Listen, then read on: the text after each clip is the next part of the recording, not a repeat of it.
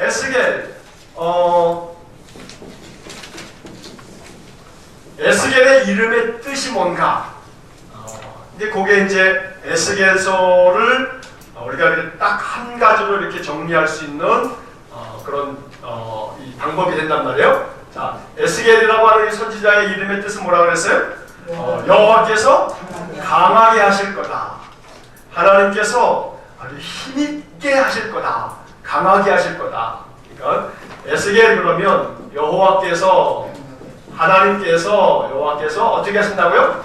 강하게 하신다. 강하게. 힘있게 하신다. 힘있게 하신다. 힘있게 하실 거다. 그런 거예요. 그러니까 나라가 망했어요. 포로로 잡혀갔어요. 이제 다 끝났다고 절망할 수밖에 없는 그런 환경이에요. 근데 하나님께서는 에스겔이라고 하는 이 선지자를 세우셔서 이스라엘을 어떻게 하신다고요? 강하게 하실 거다. 너희들을 힘있게 할 거다. 너희들이 70년 동안에 예레미야가 예언한 것처럼 바벨론에서 70년을 지내야 하지만 그러나 하나님께서 너희들을 아주 힘있게 강하게 붙잡아 주실 거다 라고 하는 것이 에스겔이라고 하는 이름 속에 담겨져 있다는 겁니다.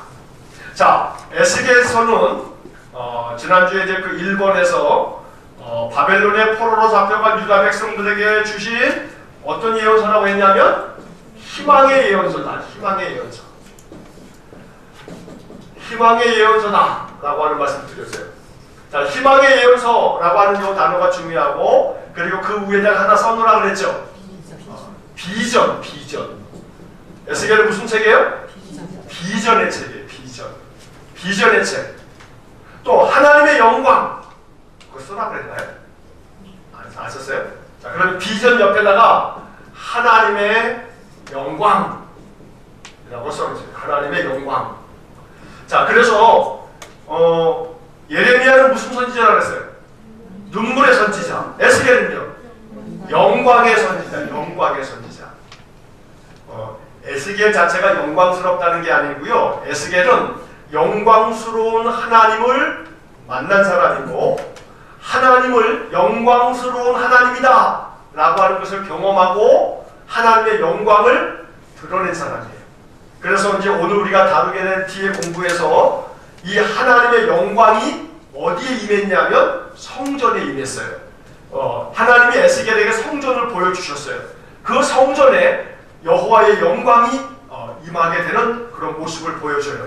그래서 이스라엘 백성들에게 비전이라고 하는 것을 제시한 책이 이 예레미야, 이 에스겔인데 이 비전이라고 하는 건 어떤 비전이냐면 하나님의 영광이 곧 비전이에요. 하나님의 영광. 그러니까 에스겔이 보았던 희망은 다른 게 희망이 아니라 누가 희망이냐면 하나님이 희망이에요. 하나님이 희망. 우리에게는 희망이 하나도 없다. 우리에게는 비전이 아무것도 없어. 우리가 오로지 바라보아야 할 것은 이 하나님의 영광이다 라고 하는 것이 바로 이 에스겔서의 가장 중요한 그런 메시지라고 말씀을 드렸어요. 지금 이제 말씀드렸던 희망의 예언서, 영광의 선지자 에스겔이라고 하는 이름의 뜻, 여호와께서 강하게 하실 거다. 그리고 이 에스겔서는 하나님의 영광을 이야기하는 그런 책이다. 이 정도만 기억하셔도 에스겔이 뭘 얘기하는지를 우리가 딱 알 수가 있어요. 자, 또 하나 이제 역사적인 배경으로, 자, 1차 포로 때, 이 1차 포로라고 하는 것은 바벨론에 의해서 이스라엘 백성, 남유다가 망할 때 세 번의 침략을 당한단 말이에요. 1차, 2차, 3차의 공격을 받는 거예요. 이 세 번의 공격을 받고 3차 공격을 받을 때 바벨론의 남유다가 망하는 거거든요. 자, 1차 포로, 1차 공격을 받으면서 포로로 잡혀간단 말이에요. 그때가 누구 왕이냐 하면 여호야김, 마지막 세 왕인 거예요. 자, 이 여호야김 때 누가 잡혀가냐 하면 다니엘이 잡혀가요. 유명한 사람 중에, 성경에 나오는 인물 중에. 자, 2차 포로 때는 왕이 누구냐 하면 그의 아들이었던 여호야긴. 그때 누가 잡혀가냐 하면 에스겔이 잡혀간단 말이에요. 에스겔이. 자, 지금 우리가 이제 에스겔 공부하잖아요. 자, 3차 포로, 3차 침공을 받는데 이 3차 침공 때 나라가 망해요. 그게 나라가 망하는 게 BC 586년이다. 이거 중요한 숫자다. 라고 말씀드리면서 어느 왕 때 망하냐면 마지막 왕 시드기야 왕. 이제 이 이름이 좀 익숙해지죠. 그죠? 자, 시드기야 왕 때. 이 시드기야 왕 때 3차 포로로 잡혀가면서 가난한 많은 이스라엘 백성들이 또 잡혀간다 하는 그런 말씀을 지난주에 공부를 했습니다. 자, 그래서 이제 에스겔서가 전체적으로 여러분들 보시면 에스겔이 몇 장으로 되어 있냐면, 자, 몇 장으로 되어 있어요? 자, 뒤에 보면 40 몇 장이요? 48장까지 되어 있어요. 에스겔 48장까지 되어 있어요. 자, 예레미야는 몇 장까지 되어 있죠? 예레미야는 52장까지 되어 있고, 이사야는요? 이사야는 66장. 이사야는 신구약의 축소판이라고 말씀을 드렸죠. 자, 그런데 이 에스겔이 1장부터 거기 이제 3페이지에 표를 보게 되면 그 표에 딱 구분이 나와 있는 거예요. 1장부터 24장까지는 유다에 대한, 남유다 너희들 하나님께로부터 심판받을 거야. 이 남유다가 하나님으로부터 심판을 받을 거다 라고 하는 이야기가 24장까지 나와요. 자, 25장에서부터 해가지고 32장까지는 뭐가 나오냐면 이제 주변 나라들이 하나님께로부터 심판을 받을 거다 라고 하는 이야기가 32장까지 나와요. 자, 그리고 나머지가 이제 33장에서 48장까지가 무슨 얘기 나오냐면 이 유다 백성들이, 이스라엘 백성들이 어떻게 되는 거예요? 네, 이스라엘 백성, 유다가 좀 회복된단 말이에요. 회복된다. 그래서 선지서들은 항상 다 똑같이 어떤 것이 주제냐 하면 심판과 그 다음에 회복이, 심판, 회복, 이게 이사야부터 말라기까지 17권의 이 선지서들이 똑같은 구조를 갖고 있는 거예요. 심판을 말씀하고 회복을 말씀하고. 자, 그래서 우리가 이제 지난 시간에 32장까지의 이야기를 이 주변 나라들에 대해서 이제 살펴봤죠. 자, 주변 나라들 유다뿐만 아니라 유다를 그렇게 못살게 굴고 괴롭혔던 주변 나라들에 대해서 이렇게 싹 여기에 지중해가 있고, 여기가 이렇게 크게 이제 아프리카가 있고, 여기 조그맣게 시나이 반도가 있고, 여기 크게 이게 사우디아라비아예요. 사우디아라비아. 지금 말하면 사우디아라비아 크게 있어요. 그리고 여기 시나이 반도라고 이거 지금 큰데 조그맣게 있어요. 요게 시내산이 있는 거예요. 자, 여기에 이제 갈릴리가 있고 요단강이 있고 사해가 있고. 그러면 이 이스라엘 나라의 주변 나라라고 하는 것이 구약에서 계속 나오기 때문에 이렇게 반복해서 이제 조금 살펴보는 게 좋단 말이에요. 자, 이 사해 옆에 있는 나라가 뭐냐면 모압이에요. 모압. 자, 아브라함의 조카 롯의 두 딸이 자기 아버지를 통해서 낳은 아들들이 있는데, 큰 딸이 낳은 아들은 모압, 작은 딸이 낳은 아들은 암몬, 베남미라고 했는데, 이 암몬이 작은 딸에 낳은 아이들의 그 조상이 암몬이 되는 거예요. 그다음에 모압, 그 다음에 야곱의 형이었던 에서의 후손들이 에돔. 그래서 암몬, 모압, 에돔. 순서로 따지면 모압이 제일 큰 형이었어요. 이게 이 롯의 큰 딸이 낳은 아들이고, 둘째 딸이 낳은 아들, 그 후손이 암몬, 그리고 에돔은 에서의 자손들, 그리고 이쪽에는 애굽이, 북아프리카 애굽이 있었고, 요쪽 옆에는 뭐가 있었냐 하면 블레셋이 있었고, 이 블레셋의 장수 중에 다윗과 싸웠던 골리앗이 이제 블레셋 장수고, 요쪽에 구스라고 하는 나라가 있고, 구스가 아니라 시돈, 그 다음에 지난번에 이름이 갑자기 생각난다. 어디라고 그랬어요? 두로. 여기 시돈이 있고 두로가 있고요. 두로라고 하는 땅이 있고요. 그 다음에 이쪽 위로 가게 되게 되면 아수르가 있고요. 이쪽으로는 뭐가 있냐면 바벨론이 있단 말이에요. 바벨론이 있어요. 자, 오늘 조금 있다가 이제 보게 될 텐데, 조금 있다가 어떤 나라가 나오냐면 곡이라는 나라가 나와요. 곡 혹은 마곡 이런 나라가 나오는데 이 곡 마곡이라고 하는 것은 지금으로 얘기하면 러시아 지역의 남부 러시아 쪽에 있었던 옛날 나라 이름이 마곡이라고 하는 나라예요. 그래서 지도를 한번 보면서 그릴 때 이렇게 한번 참고하시면 조금 이따 이제 마곡에 대한 이야기가 나오게 될 겁니다. 자, 이런 나라들이 주변 나라들이었어요. 얘네들 다 망한다고 지난주에 이제 우리가 살펴봤죠. 자, 8페이지를 한번 보십시오. 이제 오늘 이스라엘의 회복에 대한 이야기를 프린트만 보시면서 이게 이제 에스겔서의 가장 중요한 그런 이야기들입니다. 자, 8페이지 중간에 이스라엘의 회복 33장에서 48장 마지막 장까지입니다. 예루살렘은 죄로 인해 심판을 받을 것이고 이 24장까지 나왔던 거예요. 지난 시간에 배운 거고 유다의 주변 나라들도 심판을 받을 거다. 이게 32장까지 나오는 지금 말씀드렸던 두 번째 이야기고 그러나 이스라엘은 회복될 것이다. 이게 33장부터 48장까지 오늘 우리가 공부하는 내용이에요. 자, 이것이 에스겔서의 중심 내용이에요. 에스겔은 남유다가 망할 거다. 1장부터 24장. 주변 나라가 다 망할 거다. 25장서부터 32장. 33장부터 48장까지는 이제 하나님께서 이 유다 백성들을 회복시켜 줄 거다. 이런 말씀을 하고 있어요. 자, 1번. 어떤 회복이냐 하면 삶이 회복될 거다. 자, 1번 같이 읽겠습니다. 하나님께서 에스겔을 다시 파수꾼으로 세우시고 회개하는 자들을 용서하시고 회복시키신다는 메시지를 전하게 하신다. 여기에 회개라고 하는 말에다가 동그라미를 넣어주시고 그 옆에 회복이라고 하는 단어에다가 동그라미를 적어주세요. 자, 이게 회복의 메시지 33장에서 48장까지 나오는 이야기에서 가장 중요한 두 개의 단어예요. 자, 회개와 회복. 그러니까 회복을 위해서는 뭐가 필요한 거냐면 회개가 필요한 거예요. 회개가 필요해요. 언제나 그래요. 언제나. 회개와 회복은 마치 쌍둥이 같아요. 그래서 아마 회자가 똑같은 모양이에요.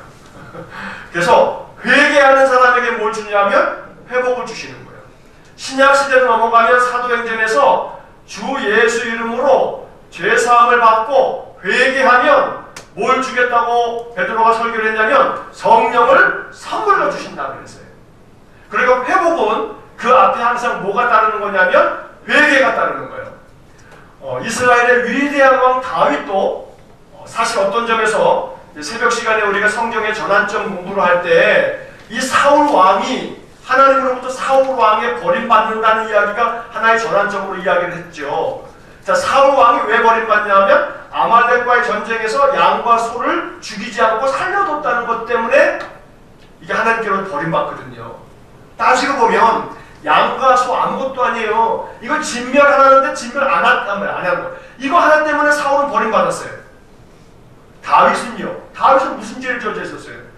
남의 아내 그냥 겁탈해가지고 지 아내 삼고 그리고 그 아내의 남편은 전쟁터에 가가지고 맨 앞에 가서 세워라 이래가지고 죽이고 그 살인죄, 남의 아내를 범한 간음죄, 강간죄. 이게 사실은 양하고 소를 죽이라고 했는데 안 죽인 거. 이 사울의 죄하고 다윗의 죄하고를 단순하게 비교하면 누가 더 나쁜 놈이에요? 다윗이 더 나쁜 놈이죠. 남의 유부녀를 갖다가 가로채고 그 남편 죽게 만들고 얼마나 못된 놈이에요. 그런 걸 보면 따지고 보면 사실은 사울 왕보다는 다윗 왕이 훨씬 못된 놈이에요. 그런데 왜 하나님은 사울은 버리시고 다윗은 축복해 주시냔 말이에요. 왜냐하면 회개예요. 회개. 시편 51편은 다윗이 눈물로 침상을 적시면서 나단 선지자의 책망을 듣고 회개했단 말이에요. 근데 이 사울 왕은 사무엘이 그렇게 책망을 해도 회개하는 것 같았지만 내가 잘못을 했습니다. 그러나 내가 잘못을 했다 할지라도 나랑 같이 가가지고 백성들의 장로들과 백성들 앞에서 나를 좀 높여주십시오. 참된 회개가 아니었던 거예요. 그래서 결국은 사울은 버림받죠. 자, 그래서 결국은 회개라고 하는 것은 그 다음에 뭘 가져다 주냐면 회복을 가져다 줘요. 다윗이 그렇게 회개했기 때문에 하나님은 사울보다 더 나쁜 놈이지만 그러나 이 다윗을 회복시켜 주셨단 말이에요. 이게 이스라엘 백성들에게도 마찬가지예요. 자, 그 밑에 33장 11절 성경 한번 읽겠습니다. 시작. 너는 그들에게 말하라. 주 여호와의 말씀이니라. 나의 삶을 두고 맹세하노니 나는 악인이 죽는 것을 기뻐하지 아니하고 악인이 그의 길에서 돌이켜 떠나 사는 것을 기뻐하노라. 이스라엘 족속아, 돌이키고 돌이키라. 너희 악한 길에서 떠나라. 어찌 죽고자 하느냐 하셨다 하라.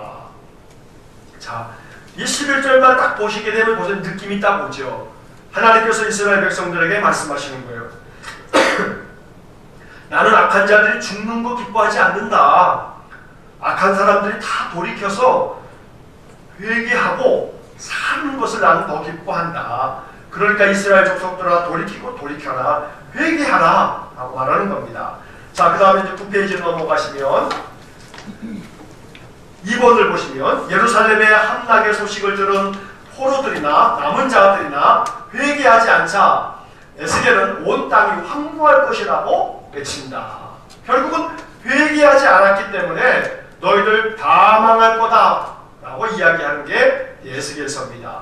자, 그 밑에 이제 3번을 보시면 에스겔은 거짓 목자들과 미래의 참 목자이신 메시아의 역할을 대조적으로 설명한다. 자, 거기 이제 34장 2절부터 4절까지가 한번 같이 읽어보겠습니다. 자기만 먹는 이스라엘 목자들은 화 있을진저 목자들이 양떼를 먹이는 것이 마땅하지 아니하냐. 너희가 살진 양을 잡아 그 기름을 먹으며 그 털을 입되 양떼는 먹이지 아니하는도다. 너희가 그 연약한 자를 강하게 아니하며 병든 자를 고치지 아니하며 상한 자를 싸매 주지 아니하며 쫓기는 자를 돌아오게 하지 아니하며 잃어버린 자를 찾지 아니하고 다만 호학으로 그것들을 다스렸도다. 자, 이것이 거짓 목자. 신약 성경의 말씀 들어보면 이건 싹군. 자기 목숨 다 챙기면서 양떼들이 어떻게 되든 말든 상관하지 않는, 이것 때문에 이 에스겔 34장의 말씀을 예수님께서 이거 알고 계셨기 때문에 요한복음 10장에서 예수님은 나는 양의 목자다 라고 하는 이야기를 하시면서 타인의 음성은 양들이 듣지 말아야 된다. 그 타인의 음성을 듣는 자들은 결국은 이 양들은 망하게 된다 하면서 참된 선한 목자에 대한 비유를 말씀하시는 것이 이 에스겔 34장에서 많은 영향을 받았단 말이에요. 자, 15절과 16절 같이 읽겠습니다. 내가 친히 내 양의 목자가 되어 그것들을 누워있게 할지라. 주 여호와의 말씀이니라. 그 잃어버린 자를 내가 찾으며 쫓기는 자를 내가 돌아오게 하며 상한 자를 내가 싸매주며 병든 자를 내가 강하게 하려니와 살진 자와 강한 자는 내가 없애고 정의대로 그것들을 먹이리라. 자, 여기 15절에 내가 친히 내 양의 목자가 되어, 그 위에다가 조그만 빈칸이 있으니까 선한 목자 이렇게 써요. 선한 목자. 누가 선한 목자냐 하면 여호와 하나님이 선한 목자예요. 자, 이것이 다윗이 고백했던 시편 23편의 말씀하고 요한복음 10장의 말씀으로 이어지는 거예요. 그래서 에스겔 34장, 시편 23편, 요한복음 10장 다 뭐에 대한 이야기라고요? 선한 목자에 대한 이야기. 선한 목자. 여호와는 선한 목자시라는 것이 이렇게 성경에 여러 군데에서 아주 강조되고 있다는 겁니다. 자, 그 선한 목자는 16절에 보면 그 잃어버린 자를 내가 찾으며, 여기다 밑줄을 걸어줘요. 여기 딱 밑줄 걸어줘요. 그 잃어버린 자를 내가 찾으며. 자, 그리고 그 앞에다가 여백에다 누가복음 15장 이렇게 써놓으세요. 누가복음 15장. 자, 잃어버린 자를 내가 찾는다 라고 하는 것은 누가복음 15장에 잃어버린 것들에 대한 세 가지 비유가 나와요.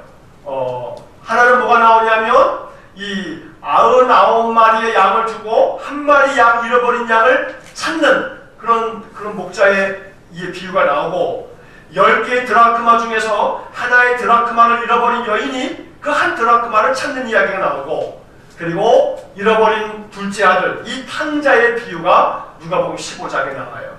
예수님이 이렇게 누가복음 15장에 이런 비유를 말씀하실 수 있었던 것은 에스겔 34장 16절처럼 하나님은 잃어버린 자를 찾으시는 분이다 라고 하는 이런 말씀들이 예수님의 마음에 큰 영향을 미쳤기 때문에 주님은 이런 말씀들을 통해서 비유의 말씀을 들려주고 있다는 겁니다. 자, 그 밑에 이제 4번부터 보시면 하나님께서 에스겔에게 에돔이 그들의 교만과 죄 때문에 멸망할 것이라고 전하신다. 5번 하나님께서 에스겔에게 이스라엘의 산들은 복을 받아 번영하게 될 것이라고 말씀하신다. 자, 그 뒷페이지에 보시면 하나님께서 에스겔에게 이스라엘을 다시 모으실 것이며 그들을 변화시킬 것이라고 말씀하신다. 자, 이 에스겔 36장 24절에서 27절까지 이 구절이요. 그 앞에다가 별표를 한 2개 쳐놓으세요. 3개, 4개 쳐놓어도 괜찮아요. 요게 나중에 또 한 번 읽을 거예요. 맨 마지막에서.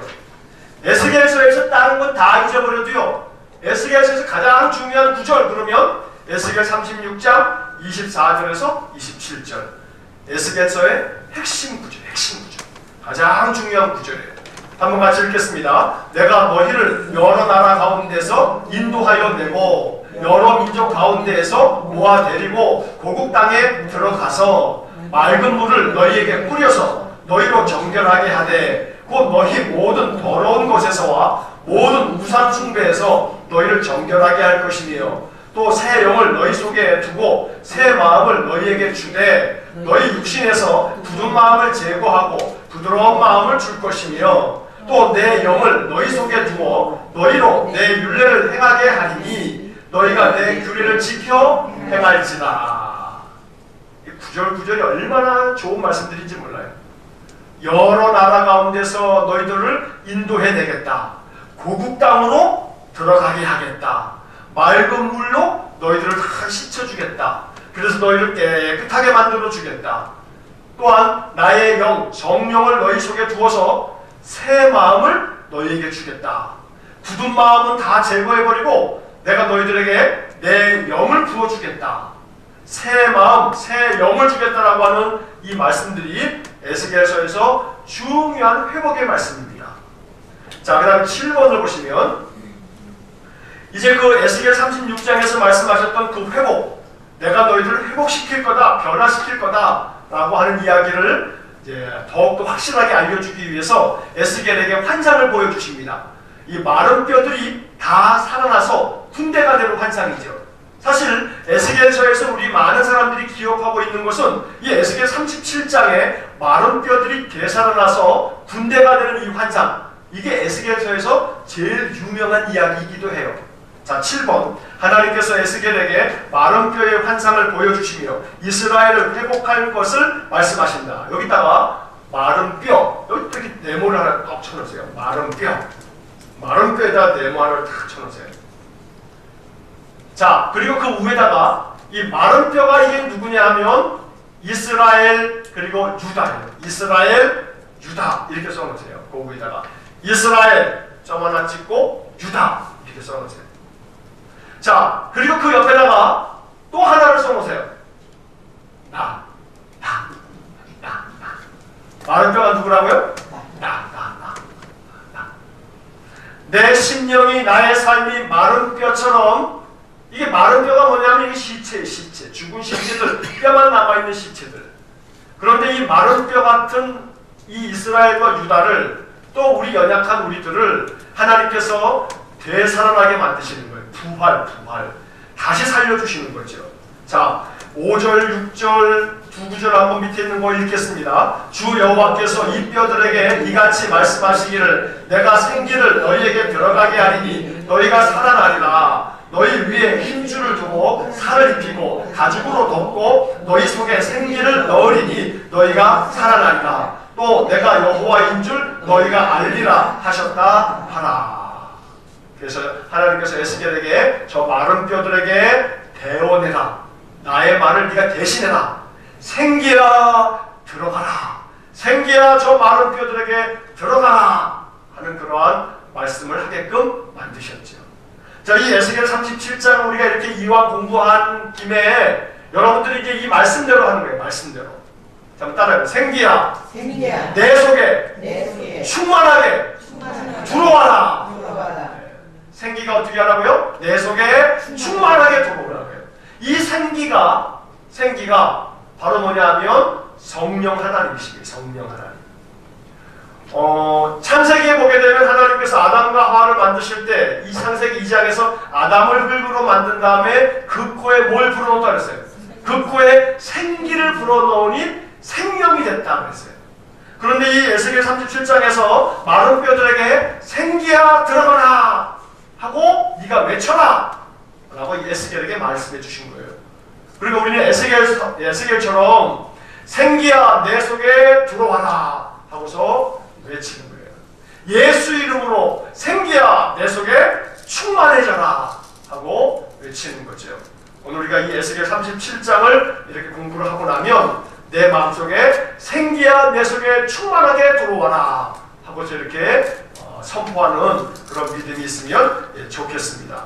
자, 8번을 보시면 하나님께서 에스겔에게 두 막대기가 연합한 것의 상징을 통해 하나님의 백성이 하나됨을 보여주신다. 자, 여기서 두 막대기라고 하는 말에다가 네모를 또 하나 걸어줘요. 네모를. 두 막대기. 자, 이 두 막대기, 그 다음에 그 밑에 보면 하나됨에다가 네모를 또 이렇게 쳐놓으세요. 하나됨. 자, 37장에서 이 두 가지 이야기가 대단히 중요해요. 이게 37장에 나오는 얘기예요. 자, 에스겔서에서 기억해야 될 것이 많이 있어요. 근데 가장 중요한 것은 우리가 좀 전에 6번에서 읽었던 에스겔 36장에 새 마음을 주겠다, 내 영을 너희에게 부어주겠다. 이게 에스겔서에서 가장 중요한 거고, 그 새 마음, 새 영을 주겠다라고 하는 것을 확실하게 증거해 주시기 위해서 마른 뼈 환상, 두 막대기, 이 상징적 예언 행동, 이거를 에스겔에게 하도록 시키신 거예요. 막대기 두 개를 가져와라. 이 두 개의 막대기를 네가 하나로 만들어라. 묶어라. 그래서 이 두 막대기는 북이스라엘과 남유다를 얘기하는 거예요. 분열되었던 이 북이스라엘과 남유다를 하나 되게 만드는 거. 이게 온전한 회복인 거예요. 자, 그래서 이 에스겔 37장 15절에서 28절에 나오는 두 막대기가 연합하여 하나가 되게 만드는 거. 이건 우리 대한민국 사람들은 이건 우리 민족에게 주신 말씀이다 하고 여겨야 되는 거예요. 자, 이 두 막대기가 어디예요? 저 북한과 우리 대한민국. 이 두 막대기가 하나 되게끔 만들어 주시는 거. 그리고 우리는 에스겔 37장을 항상 기억할 때마다 두 막대기를 하나 되게 만드시는 하나님, 이거를 기억해야 돼요. 마른 뼈들을 생기를 집어넣어 군대를 만드시는 하나님, 두 막대기를 하나 되게 만드시는 하나님, 우리에게도 이와 같은 은혜를 주십시오. 이게 에스겔서에서 우리가 기억해야 할 에스겔 37장 대단히 중요한 에스겔의 이야기다 라고 하는 말씀을 드립니다. 자, 그 밑에 16절 성경 한번 읽겠습니다. 인자야, 너는 막대기 하나를 가져다가 그 위에 유다와 그 짝 이스라엘 자손이라 쓰고, 또 다른 막대기 하나를 가지고 그 위에 에브라임의 막대기 곧 요셉과 그 짝 이스라엘 온 족속이라 쓰고, 그 막대기들을 서로 합하여 하나가 되게 하라. 내 손에서 둘이 하나가 된다. 자, 여기 맨 마지막 구절, 내 손에서 둘이 하나가 된다. 에스겔아, 너의 손에서 그 두 개가 하나가 될 거다. 우리는 이 말씀을 나에게 주신 말씀이다 여겨야 돼요. 우리들의 손에 의해서 둘이 하나가 된다. 그럼 우리의 어떤 손이요? 우리의 기도손. 우리 믿음의 신자들의 기도의 손으로 말미암아 북한과 이 대한민국이 하나가 되리라 라고 하는 말씀으로 이 말씀을 우리는 그렇게 읽어야 된다는 겁니다. 자, 9번을 보시면 9번, 하나님께서 에스겔에게 마곡 땅에 있는 고기 연합군을 조성해서 이스라엘을 공격하지만 하나님께서 능력을 드러내시어 그들을 쳐부수고 이스라엘을 보호하신다고 말씀하신다. 자, 여기서 이건 별로 중요한 얘기는 아니지만 그럼에도 불구하고 나중에 중요하기 때문에 여기서 이거 한번 짚고 가는 거예요. 자, 거기에 마곡이라고 하는 것에서 작게 동그라미 하나 쳐놓으시고요. 옆에 곡이라고 하는 말에다가 동그라미를 쳐놓으세요. 자, 그리고 마곡, 곡, 바로 그 위에다가 뭐라고 써놓으시냐면 사탄이라고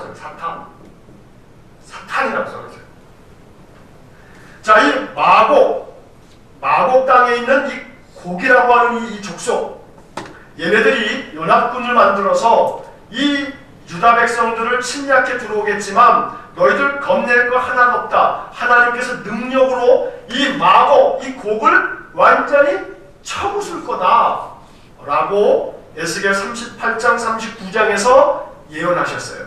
이렇게 말씀해 주셨단 말이에요. 자, 유다 백성들은요, 이 에스겔 38장 39장에서 하나님이 마곡 땅에 있는 이 곡이라고 하는 이 족속들이 연합군을 만들어서 침략해 들어오지만 하나님의 능력으로 이놈들을 다 그냥 깨부셔버린다 라고 하는 이야기를 조상적부터 에스겔 선지서 이 얘기서부터 쫙 듣고 살았어요. 자, 이 이야기를 유대 백성들은 다 알아요. 다 알아요. 에스겔 이후의 사람들은. 자, 그러면 이게 이제 어떻게 연결되냐면 나중에 요한계시록 공부할 때 에스겔서에서 마곡 곡에 대해서 들으신 적 있죠? 자, 에스겔서를 나중에 한번 집에 가서 파일 찾아보세요. 에스겔 38장, 39장 그 부분에 제가 사탄이라고 써드린 게 있을 거예요. 하고 여러분들한테 딱 말씀드리면 요한계시록에서 그걸 공부할 거예요.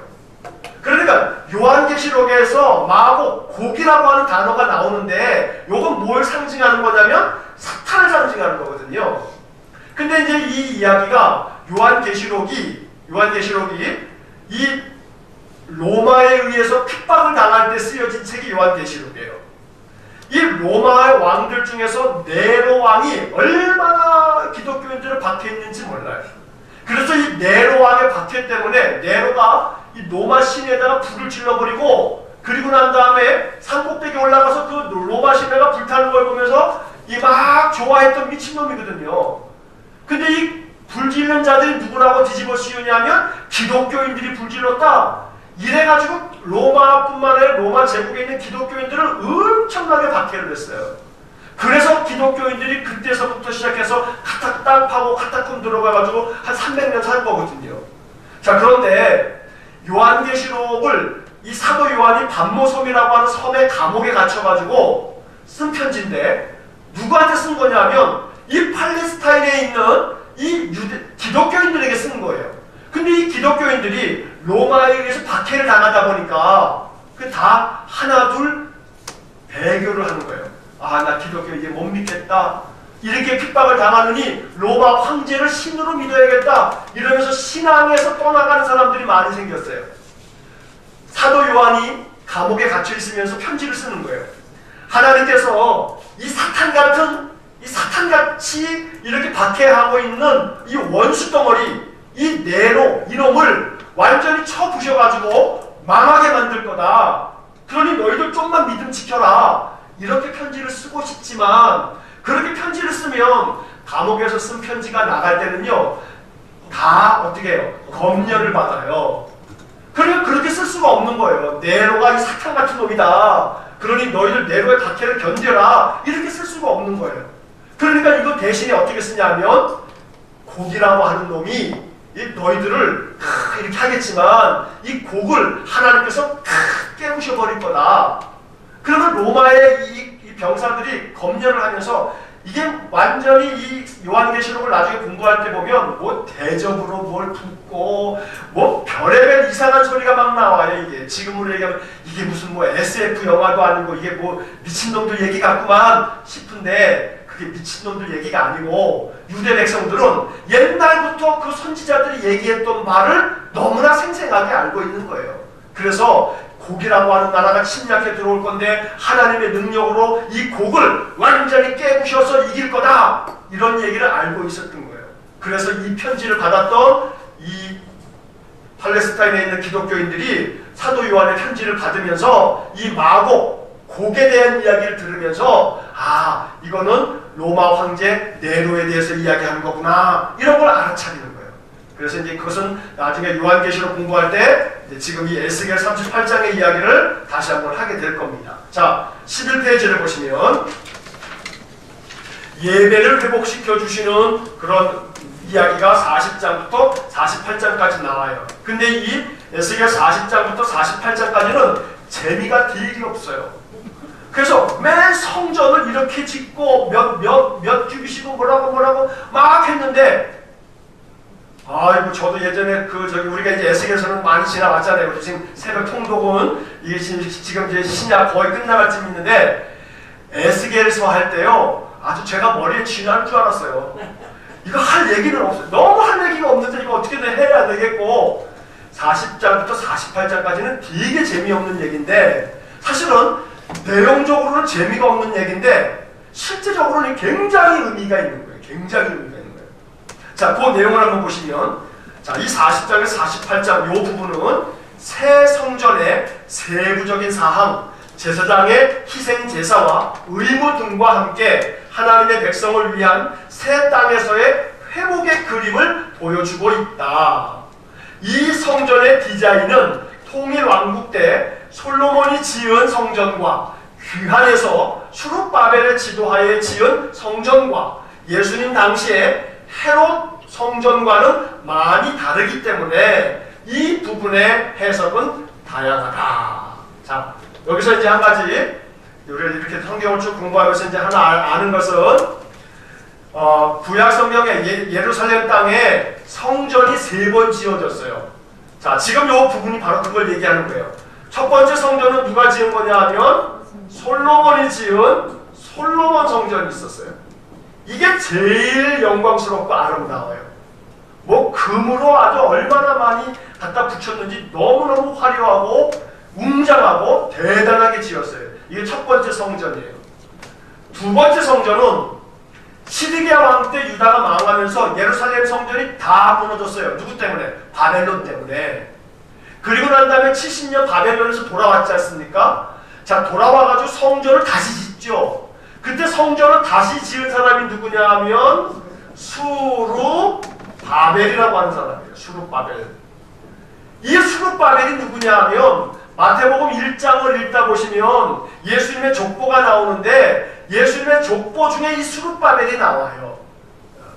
자, 이 수룹바벨이 지은 성전을 뭐라고 그러냐면 수룹바벨 성전이라고 그래요.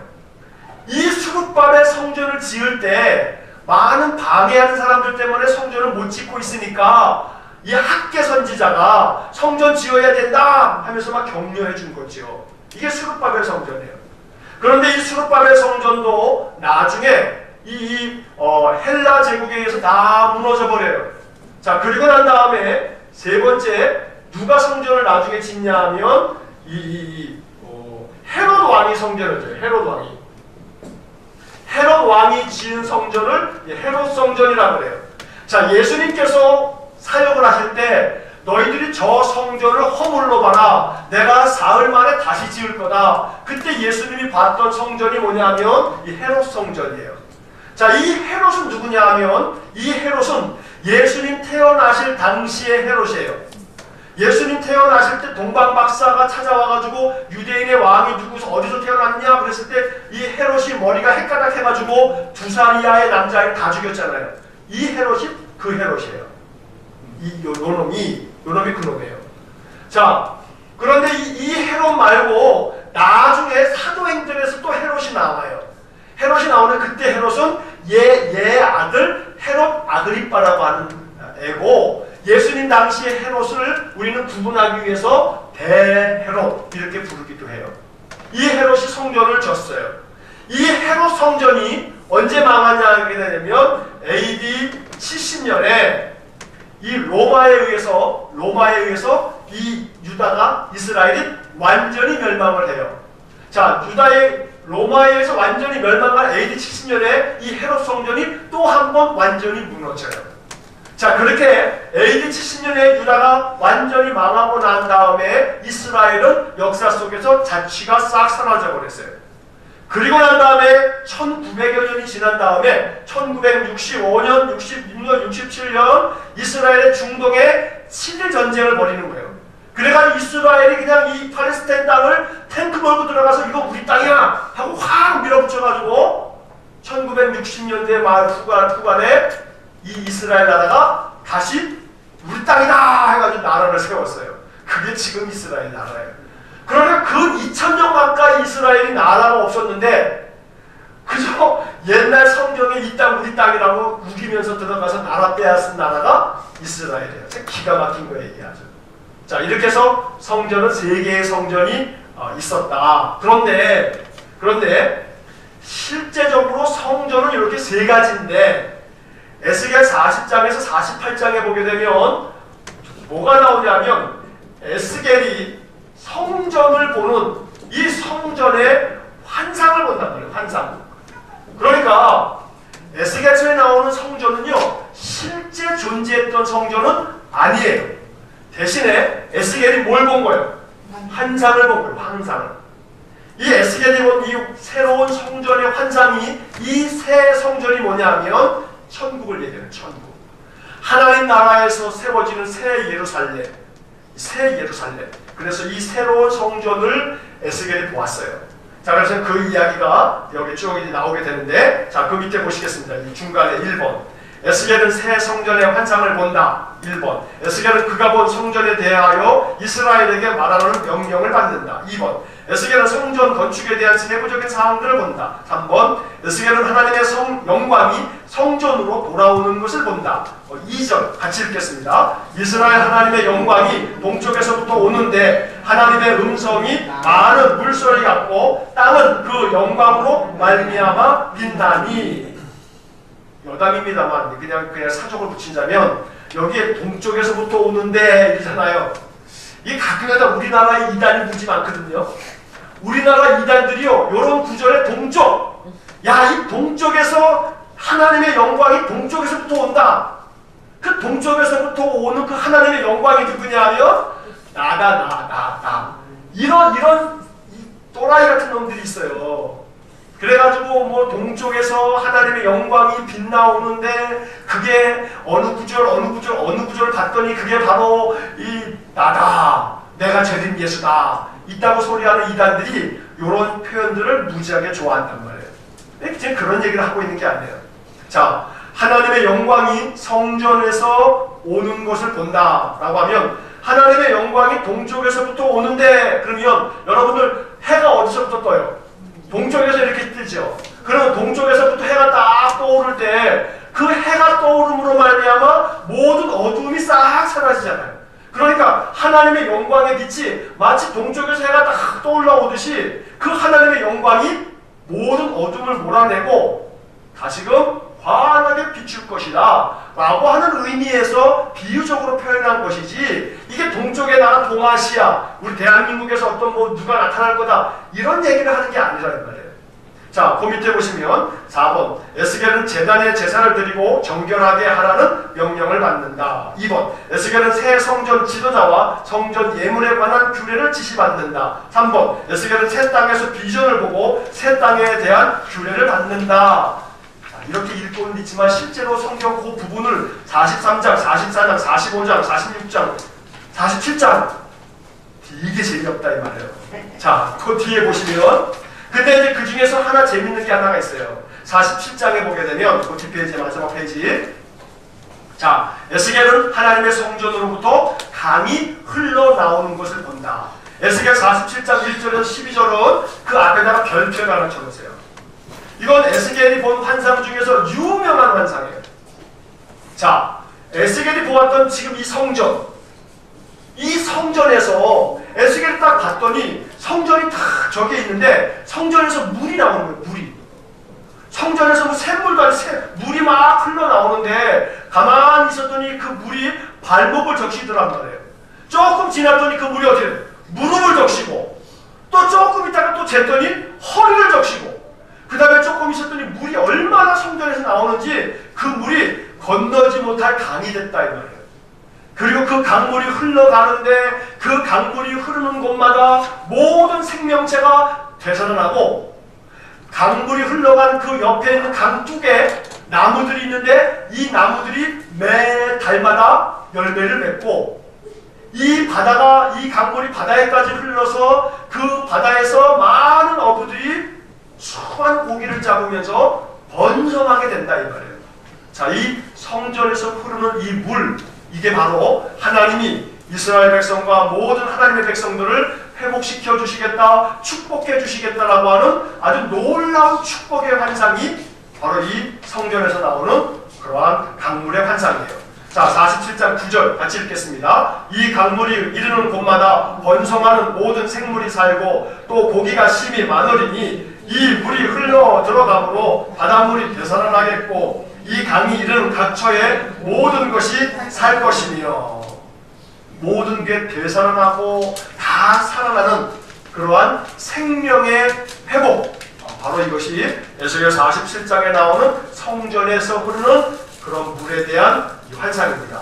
나머지 이제 47장에 2번 에스겔은 땅의 분배에 관한 규례를 만든다. 3번 새로운 성에서 하나님께서 임재하신다. 새로운 성에는 하나님께서 임재하신다. 자, 이 에스겔 48장의 마지막 구절 35절, 이게 에스겔서의 마지막 구절이에요. 한번 읽어보겠습니다. 그 사방의 합계는 18,000척이라. 그날 후로는 그 성읍의 이름을 여호와 삼마라 하리라. 이게 에스겔서의 마지막 구절. 자, 성전의 크기에 대한 것은 우리가 잘 몰라요. 이게 여러 가지 해석을 갖다 붙여도 우리에게는 그렇게 크게 뭐 감동이 안 돼요. 중요한 것은 그 성전, 그 성읍의 이름을 뭐라고 했냐면 여호와 삼마. 자, 그 밑에 설명이 붙어있죠. 여호와 삼마는 여호와께서 거기에 계신다는 뜻이다. 이 말씀은 하나님께서 자기 백성 가운데 거하신다는 약속의 성취다. 자, 여호와께서 거기에 계신다. 그 다음에 여호와 삼마, 그 밑에 여백에다가 임마누엘이었어요. 임마누엘 뜻은 뭐예요? 여호와께서 우리와 함께 계신다. 자, 임마누엘을 예언한 선지자는 누구냐면 이사야. 임마누엘이라고 하는 단어가 나오는 성경은 이사야에 나오는 거예요. 그래서 이 임마누엘이라고 하는 이 예언을 이사야가 했고, 에스겔은 뭐라고 했냐면 여호와 삼마, 여호와께서 거기 계신다. 여호와 삼마. 자, 그러면 다시 한번 에스겔서를 마치면서 에스겔서의 맨 마지막 단어 여호와 삼마, 이게 에스겔서를 여러분들이 기억할 때 다른 거 다 잊어버리셔도 요거 하나를 기억하면 그러면 참 좋은 거예요. 자, 이제 에스겔을 정리합니다. 자, 에스겔이라고 하는 이름의 뜻이 뭐예요? 여호와께서 강하게 하실 거다, 힘있게 하실 거다. 그리고 여호와 뭘 기억하라고요? 삼마. 여호와 삼마는 뭐예요? 여호와께서 거기에 계십니다. 그럼 그 거기가 어디냐 이 말이에요. 거기가 어디냐? 이스라엘 백성들이 있는 곳. 바벨론에 이스라엘 백성들 70년 동안 있으니까 하나님께서 에스겔에게 야, 너희들 바벨론의 포로로 잡혀갔다고 낙담하지 마로. 하나님이 거기에 계실 거야. 그리고 하나님이 예레미야 선지자에게 말씀하신 것처럼 70년이 지나면 너희를 고국 땅으로 돌아오게 할 거야. 에스겔을 통해서도 예언했단 말이에요. 그러니까 바벨론에 잡혀가 있는 이스라엘 백성들이, 유다 백성들이 어떻게 하면 좋아? 우리가 포로가 됐네. 이 이역만리 이방의 땅에 와서 우리는 하나님으로부터 저주를 받았구나. 회개도 회개지만 그들 안에 절망이 찾아왔는데 에스겔 선지자가 뭐라고 얘기하냐면 하나님께서 거기에 계신다. 그러니 하나님께서 바벨론에 너희를 포로로 잡혀갔지만 하나님이 바벨론 거기에도 계시니까 거기서 하나님 잘 섬겨라 라고 얘기하는 거예요. 그래서 에스겔 선지자의 이러한 예언의 말씀을 듣고 다니엘이 용기를 갖는 거예요. 어떤 용기를 가져요? 하나님이 거기에 계신다, 바벨론에. 그러니까 다니엘이 바벨론 땅에서 이 바벨론의 아주 많은 젊은이들과 겨루어서 아주 총리급의 대신이 되는 거예요. 이 다니엘, 사드락과 메삭과 아벳느고 이 세 친구가 바벨론 땅에도 계시는 하나님 여호와 삼마를 믿었던 거예요. 그래서 이 다니엘과 세 친구는 바벨론 땅에서도 아주 신실한 하나님의 백성으로 살아낼 수 있었던 거죠. 그러니까 바벨론에 70년 사는 이스라엘 백성들에게 에스겔서는 굉장히 비전, 희망을 준 선지자다 이 말이에요. 왜? 에스겔이 이야기하는 비전은 뭐냐면 여호와 삼마, 여호와께서 거기에 계신다. 이게 에스겔이 가르쳐주는 비전이었어요. 희망의 선지자, 뭐가 희망의 예언서냐면 여호와께서 거기에 계신다. 이게 희망이었다는 거예요. 그러니까 아무리 절망적인 상황에서도 우리가 믿어야 될 것은 여호와 삼마, 절망적인 나의 삶의 그 자리에 누가 계신다고요? 여호와께서 거기에 계신다. 그러니 이 에스겔서를 읽으면서 이스라엘 백성들이 얼마나 소망이 생겼겠어요. 나라가 다 망해서 왔는 줄 알았는데 우리는 이제 하나님께로부터 버림받고 성전 다 무너졌고 성전도 잃어버린 그런 백성이니 우리는 이제는 끝이다 라고 여겼는데 아니야, 여호와께서 거기에도 계셔 라고 하는 이야기를 들려주었기 때문에 에스겔서는 무슨 책이다? 비전의 책이다. 비전의 책이다. 이것이 에스겔서에서 우리가 기억해야 할 가장 중요한 내용입니다. 자, 옆에 있는 13페이지에는 에스겔서의 주제는 심판과 회복이다. 아까 말씀드렸던 거고요. 에스겔의 또 하나의 주제는 하나님의 영광이다. 이 하나님의 영광이 가장 잘 드러난 것이 뭐냐면 40장에서 48장까지 나오는 되게 재미없는 이야기, 성전에 대한 이야기. 하지만 글자는 너무나 재미없지만 내용은 대단히 중요한 내용이다. 왜냐하면 에스겔이 본 하나님 나라의 그림이기 때문에 그렇다는 거예요. 자, 그래서 심판과 회복을 통해서 하나님께서 여호와인 줄을 알게 하기 위해서 이 에스겔서가 기록됐어요. 그래서 에스겔서에 보게 되면 한 60번 넘게 내가 여호와인 줄을 너희가 알리라 이런 구절이 무지하게 많이 나와요. 이게 에스겔서의 대단히 중요한 구절이다 라는 말씀을 드리고 에스겔 36장 24절에서 27절까지는 아까 우리가 별을 몇 개쯤 쳐놓으라고 이게 에스겔서에서 꼭 기억해야 될 핵심 구절이라고 말씀을 드렸습니다. 자, 이렇게 해서 에스겔서 공부를 2주에 걸쳐서 마치면서 여러분 뒤에 나와 있는 그림도 한번 이렇게 보시고 가끔씩 여러분 이렇게 그림을 보시면 좋겠어요. 자, 여기서 여기다가 좀 동그라미 하나 쳐놓을까요? 그 밑에 두로가 있죠? 맨 위에 두로. 그 밑에 보면 무깃도 나와요. 무깃도 보이죠? 자, 무깃도에다 동그라미 하나 쳐주세요. 무깃도. 자, 그리고 무깃도를 동그라미 쳐놓고서 그 왼쪽에 지중해 쪽에다가 여백이 있죠? 자, 이 무깃도 동그라미 쳐놓은 다음에 그 옆에다가 이렇게 써놓으세요. 요시야 왕의 죽음. 요시야 왕 누군지 아시죠? 여호아하스 여호야긴 시드기야의 아버지.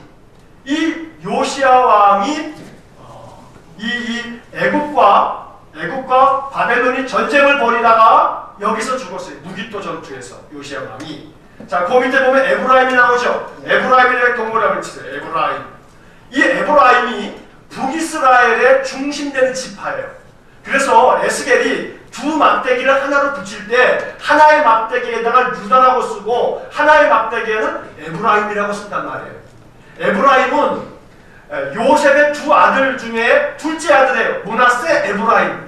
근데 야곱이 죽으면서 오른손으로 싹 어긋나게 안수를 했죠. 오른손으로 누구한테 갔냐면 에브라임 동생을 안수했단 말이에요. 그리고 이 큰아들 므낫세를 갖다가 이렇게 탁 해야 되는데 그래서 이 아들 요셉이 므낫세를 이쪽에다 앉히고 에브라임을 이쪽에다 앉혔어요. 그럼 오른손이 므낫세 큰아들에게 딱 가면 되거든요. 이렇게 딱 하면 되는데 이 아버지가 눈도 안 보이는 아버지가 이렇게 하면 될 것을 이렇게 하더란 말이에요. 그러니까 이 아들 요셉이 아버지 이렇게 틀렸어요. 이거 이렇게 하지 마시고 이렇게 하세요. 했더니 아들아 나도 안다 그러면서 이렇게 하는 거예요. 억지로. 그래가지고 이 동생이 므낫세가 오른손으로 더 큰 축복을 받아요. 그래가지고 나중에 12지파가 분배를 받는데 지금 이 에브라임 지파 땅이에요. 거기가 이 에브라임 지파가 훨씬 번성해. 그래서 솔로몬 이후에 북이스라엘과 남유다로 나뉘어질 때 북이스라엘에 10지파가 갔는데 이 10지파 중에 에브라임이 제일 컸어요. 그래서 북이스라엘을 보통 뭐라고 부르냐면 에브라임 이렇게 부른단 말이에요. 그래서 에브라임 이거가 중요한 거예요. 자, 그 밑에 보면 사마리아도 나오고 유다가 나오죠. 유다에다가 동그라미 쳐놓으세요. 이건 유다 지파가 그 동네를 살았던 거예요. 자, 그 밑에 베들레헴, 예루살렘, 베들레헴 이렇게 쫙 이렇게 나옵니다. 자, 요런 것들만 보시고 나중에 또 지도가 나오고 또 한 번 이제 반복을 하겠습니다. 자, 에스겔서를 공부를 마치면서 여호와께서 강하게 하실 것이다. 이 에스겔의 이름처럼 언제나 항상 하나님의 은혜 안에서 강하게 힘있게 살아가실 수 있기를 간절히 축원합니다. 함께 기도하겠습니다.